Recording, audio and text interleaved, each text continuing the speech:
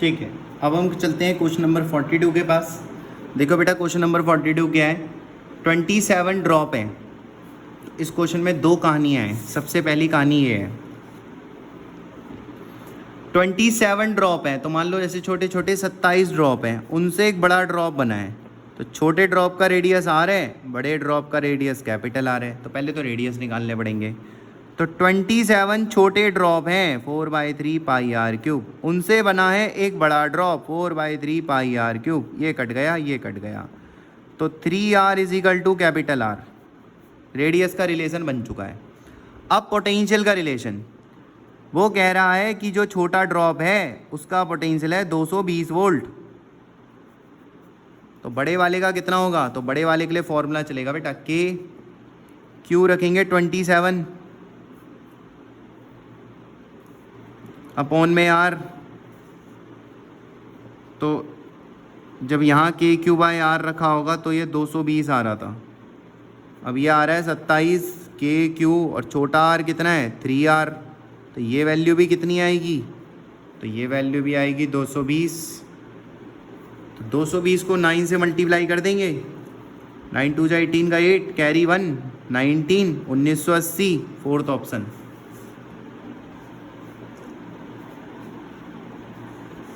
ठीक है बेटा, देखो कोई डाउट नहीं आना चाहिए, सीधी सीधी कैलकुलेशन है, कोई हिट एंड ट्रायल कैलकुलेशन नहीं चल रही है यहाँ पर। ठीक है, सिंपल कैलकुलेशन परफॉर्म हो रही है यहाँ पर सारी की सारी। चलो अगला क्वेश्चन बढ़ते हैं हम यहाँ पे। नेक्स्ट क्वेश्चन है हम पे क्वेश्चन नंबर 43। ये पेपर वैसे अभी तक खत्म हो जाता, बट ये बहुत लेंथी बना दिया इन्होंने सेक्शन भी डाल करके। अभी देखो क्वेश्चन नंबर 43 में क्या है कि हमें फोर्स दे रखी है, ये देखो ये देखो ये देखो ये देखो। तुम्हें याद होगा इस तरह के एक्सप्रेशन जो है कंपैरिजन करके आ जाते हैं। तो हम इस क्वेश्चन को करना शुरू करते हैं, देखते हैं इस क्वेश्चन से हमें क्या मिलता है। तो अगर हम इस क्वेश्चन को यहाँ पर करें तो हमको क्या क्या मिलेगा उसके ऊपर बात करते हैं। तो वैसे तो फोर्स का फॉर्मूला होता है क्यू वी क्रॉस बी, पर क्योंकि क्यू की वैल्यू 1 है तो उसको मैं यूज़ नहीं करूँगा। एफ़ का वैल्यू मैं रख लेता हूँ। एफ़ का वैल्यू हमें यहाँ पर बहुत बड़ा सा दे रखा है, तो उसे यहाँ रख लेते हैं 4i कैप माइनस 20 जे कैप। कंपैरिजन से आ जाते हैं ऐसे क्वेश्चन, के कैप। अब यहाँ पे है v, तो v हमें दे रखा है 2i cap 4j cap plus 6k cap cross magnetic field ये दे रखी है bi bj और b नॉट k। चलो क्रॉस करते हैं और आंसर निकालते हैं इसका। 2i की bi से करेंगे तो क्रॉस 0 आएगा। 2i की फिर इससे करोगे तो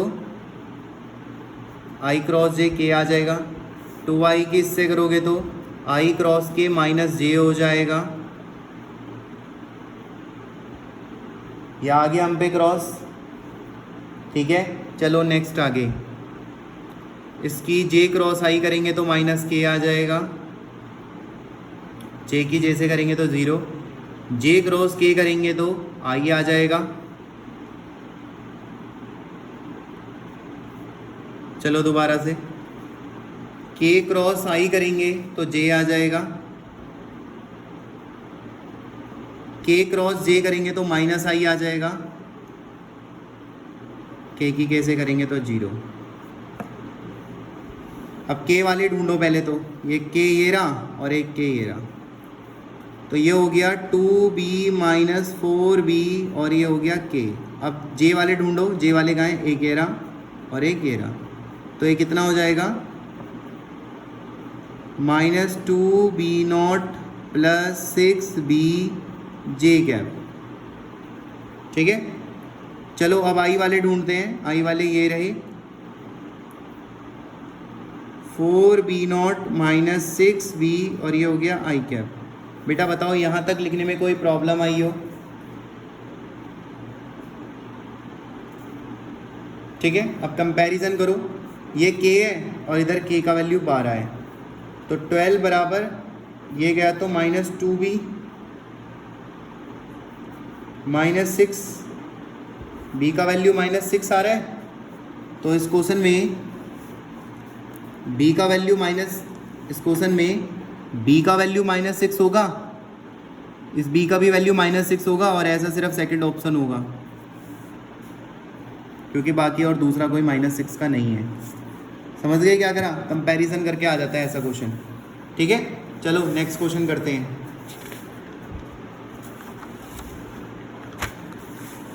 ठीक है, अब नेक्स्ट क्वेश्चन आता है हम पे, क्वेश्चन नंबर 44, इसे देख लेते हैं। देखो क्वेश्चन नंबर 44 में क्या कह रहा है, लॉजिक गेट है। लॉजिक गेट को यहीं कर लेते हैं। इसके लिए क्या डायग्राम बनाना, ये एंड गेट है, आपको पता होगा। ये देखो T1 से T2 का मैं यहाँ पर ले लेता हूँ ऑप्शन। ये 1 है, ये 0 है, ये 1 है। तो A पर 1 देंगे, B पर 0 देंगे, तो B पर 0 देंगे तो इधर भी 0 और इधर भी 0। C पर भी 1 देंगे, तो ये एंड गेट है। ये कहता है कि मैं मल्टीप्लाई होऊंगा, तो ये क्या आउटपुट देगा यहाँ 0। ये भी एंड गेट है, पर साथ में क्या लगा है, नोट। तो एंड का मतलब होता है A डॉट B, और उस पर क्या लगा देंगे, बार। उल्टा करके बोलना है। तो 1 0 की मल्टीप्लाई 0, तो यहाँ क्या दे देगा, 1 दे देगा। अब ये कौन सा गेट है, और गेट कहता है मैं प्लस करके दूंगा, तो 1 + 1 1 आना चाहिए आउटपुट। तो इस वाली टाइमिंग पर 1 आउटपुट किसके पास आ रहा है, किसी पे नहीं आ रहा सिवाय थर्ड के। तो थर्ड मेरा आंसर है, क्योंकि थर्ड के अलावा और किसी पे 1 नहीं है। नहीं, सेकंड पे भी तो 1 है, सेकंड पे भी 1 है, तो सेकंड भी हो सकता है। तो चलो इसकी पहली लाइन चेक कर लेते हैं। इस पे 1 है और इस पे 0 है, तो 0 0 1, तो 0 0 सही है, 1 ठीक है। अब 0 0 का आउटपुट 0 ही जाएगा, 0 1 का आउटपुट 0 0 1 ठीक है। तो 0 0 1, तो 0 0 की मल्टीप्लाई 0 ही जाने वाली है, और 0 1 की मल्टीप्लाई 1 जाने वाली है। आउटपुट में 1 ही आने वाला है, 1 ही आएगा, थर्ड ही ऑप्शन रहेगा। ठीक है, सही लगाया था। चलो नेक्स्ट क्वेश्चन आगे देखो। इसको करने का सबसे बेस्ट तरीका यही होता है, 0 1 लेके कर लो। अब देखो ये क्वेश्चन भी कितना आसान है। इसकी स्टेटमेंट अगर मैं यहाँ से बनाऊँ, क्योंकि यहाँ पे नॉर्मल एक्शन एक्ट कर रहा होगा, और इसका mg जो है नीचे होगा। 500 ग्राम का मतलब है आधा किलो, तो m हो गया हाफ kg ना, तो हाफ हो गया, हाफ g लिख देते हैं। ठीक है, चलो यही इक्वेशन बनाते हैं। इसका mg नीचे लगेगा, तो mg इंटू डिस्टेंस कितना है 20, तो इसका टॉर्क इधर को होगा। यहाँ से बन रही है इक्वेशन। बाकी इनके टॉर्क उल्टी दिशा में होंगे, तो इक्वल टू के इधर डाल दो। क्यों? क्योंकि क्वेश्चन इक्विलिब्रियम का, इक्विलिब्रियम पे सारी फोर्सेस बैलेंस होती हैं। तो बेटा ये कितना डिस्टेंस होगा, तो जाहिर सी बात है ये डिस्टेंस अब 60 का होगा बीच में, क्योंकि ये पूरी 100 की रॉड है, तो ये सेंटर पे एक्ट कर रहा होगा, तो ये 100 होगा, ये 40 है, तो आगे 60 होगा, तो ये डिस्टेंस 60 होगा। तो लिखोगे mg इंटू 60 प्लस ये भी इधर को टॉर्क है, तो लिखोगे mg इंटू 60। देखो ये 160 है, ये 40 है, तो ये डिस्टेंस 120 होगा, क्योंकि टॉर्क होता है फोर्स इंटू डिस्टेंस। g और g कैंसिल, तो ये हो गया बेटा 40, ये हो गया 30, ये हो गया 120 m। 10 बराबर 20 m, 0 से 0 गया 1/12, 1/12। ठीक है, चलो नेक्स्ट क्वेश्चन।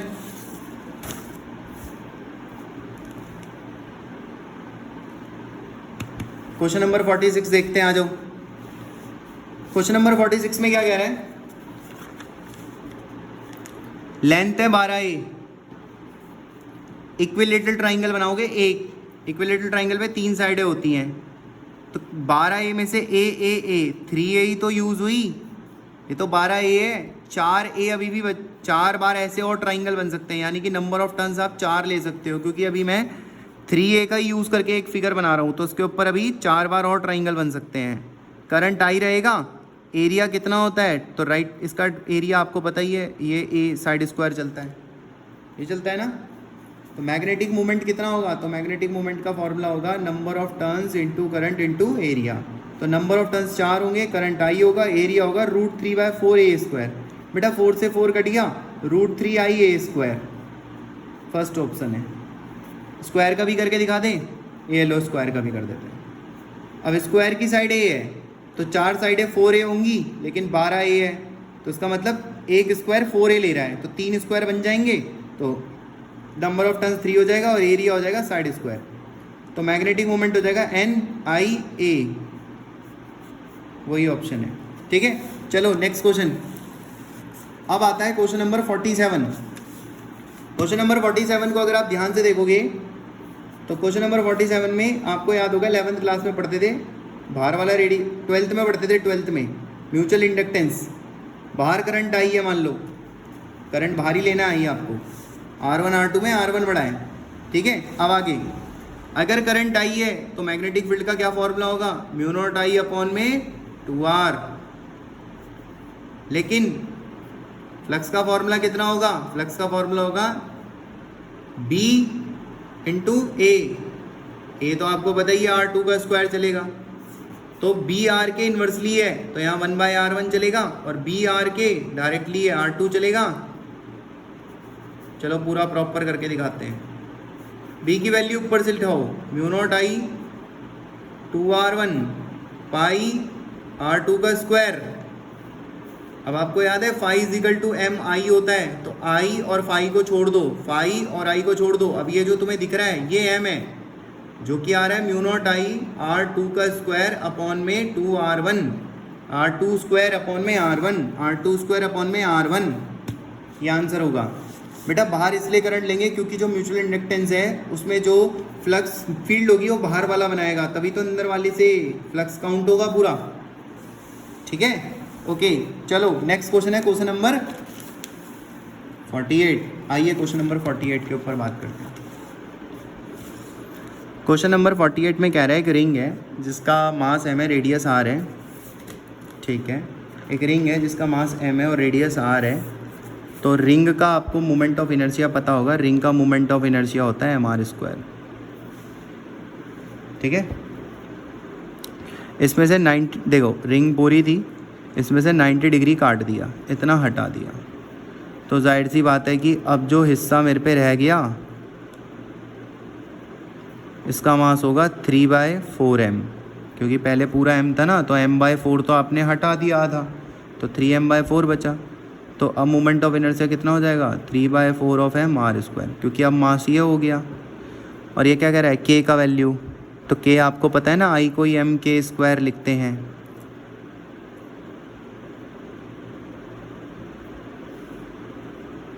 तो k किसके बराबर आएगा, 3/4 के। ये मेरा आंसर है। ठीक है, क्लियर हो गया। तो सिंपल है क्वेश्चन, कोई बहुत बड़ा क्वेश्चन नहीं है। देखो कह भी रहा है वो कि अगर k टाइम्स mr² हो जाए तो k क्या होगा, तो k की मल्टीप्लाई तो 3/4 से हो रही है, तो 3/4 आंसर में आ जाएगा मेरा, है ना। चलो लास्ट के 2 बज गए, तो काफ़ी नाइट हो चुकी है यार, तो देखो अपने दोस्तों से शेयर करो इन सॉल्यूशंस को। ठीक है, और अगर तुम्हें लगता है कि मैं बहुत जल्दी सॉल्व कर रहा हूँ तो थोड़ा सा पॉज करके आराम आराम से इन सॉल्यूशंस को देखो। देखो इस क्वेश्चन का हम क्वेश्चन नंबर 49 की हम बात करने जा रहे हैं। तो जो हमारे पे क्वेश्चन नंबर 49 है, आइए इसका सॉल्यूशन देखते हैं कि इसका हम सॉल्यूशन कैसे कर सकते हैं। देखो बेटा सबसे पहले तो आपको ये समझना होगा कि दोनों पैरेलल में हैं, समझ रहे हो ना इतनी बात, तो कि ये दोनों पैरेलल में हैं। अगर ये दोनों पैरेलल में हैं, अगर ये दोनों पैरेलल में हैं तो पैरेलल में क्या होगी, वोल्टेज सेम होगी। तो वोल्टेज सेम होगी तो हम इसे ऐसे लिख सकते हैं, IR इक्वल होंगे, तो करंट का रेशो और रजिस्टेंस का रेशो ऐसे होंगे। अब एक बात सुनना, वो ये है कि जो करंट है I1 यही तो 2 भागों में बटा होगा, यानी कि आप I1 को ही तो लिख सकते हो I2 + I3, ऐसे कर सकते हो ना। तो मुझे चाहिए I3 अपॉन I1 चाहिए पेपर में, तो I1 से सबको डिवाइड कर देते हैं, तो ये हो जाएगा I2/I1 + I3/I1, तो मुझे ये चाहिए, तो इसे इक्वल टू के इधर लाएंगे और I1 को लिख देंगे I2 + I3 और मुझे ये चाहिए, याद रखना। अब मैं इसका एलसीएम ले लेता हूँ, तो ये हो जाएगा I2 अपॉन में I2 प्लस I3 और ये I3 अपॉन में I1। अब एक बात बताओ, मैं एक काम करता हूँ, यहाँ पर से जो तुम्हें दिख रहा है I3 निकालता हूँ यहाँ से, तो I3 इधर और ये इधर, तो I3 आ जाएगा R3 R2 I2, sorry R2 R3, ठीक है। I3 का वैल्यू यहाँ रखते हैं, कुछ भी चीज़ निकाल लो, या तो I2 निकाल लो या I3 निकाल लो, जैसे आपको ठीक लगे, ठीक है। तो मैंने I3 निकाल लिया है, तो मैं इस I3 को यहाँ पर से, ये हो गया R2 R3 और ये I2। अब देखो I2 कॉमन कट गए, तो 1 अपॉन में 1 प्लस R2 और R3, और इस पूरे को सॉल्व करने पर ऊपर जाएगा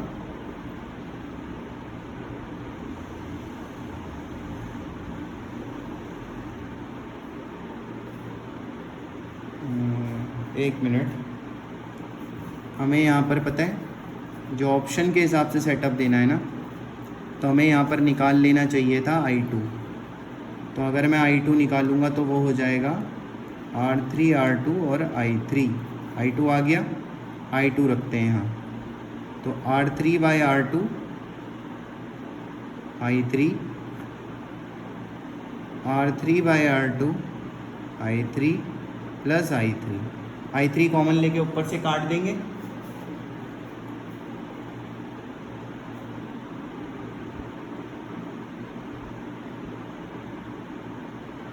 ठीक है। और जब इसका सेटअप बनाएंगे तो I3 कट जाएगा, I2 कट जाएगा, ऊपर R3 का सेटअप जाएगा, ठीक है। और फिर उसको रीअरेंज करेंगे, तो रीअरेंज कर देने पर R2 का सेटअप यहाँ पे से तैयार होके आ जाएगा।